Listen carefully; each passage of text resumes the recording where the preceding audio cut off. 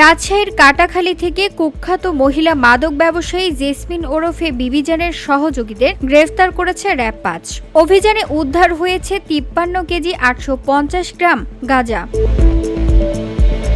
RAB ৫ জানায় ৪ October রাত ২টার দিকে রাজশাহী মহানগরীর কাটাখালী থানাধীন নলখোলা ও মীরকামারী এলাকায় বিশেষ অভিযান চালিয়ে ৩ জন মাদক ব্যবসায়ীকে গ্রেফতার করা হয়েছে। গ্রেফতারকৃতরা হলেন শিরোইল এলাকার মোহাম্মদ আসাদ খাঁ, মীরকামারী এলাকার মেহেদি হাসান, একই এলাকার সাবিনা বেগম।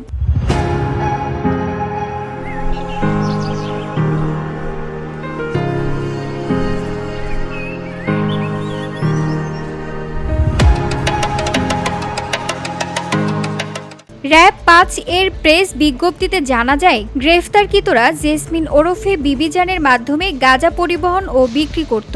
অভিযানে তাদের বসতবাড়ি শয়ন কক্ষের খাটের নিচে কার্টুনে লুকানো ৫৩ কেজি ৮৫০ গ্রাম গাঁজা, ৩টি মোবাইল ফোন ও ৩টি সিম উদ্ধার করা হয়। র‍্যাব ৫ এর সিপিএসসি উল্লেখ করেছে, জেসমিন রাজশাহীর বিভিন্ন এলাকায় গাঁজা সরবরাহ করতেন। অভিযানের সময় জেসমিন পালিয়ে যাওয়ার তার বিরুদ্ধে পলাতক মামলা রুজু করা হয়। প্রাথমিক জিজ্ঞাসাবাদে গ্রেফতারকৃতরা স্বীকার করেছে তারা জেসমিনের নির্দেশে গাঁজা ডেলিভারি করত।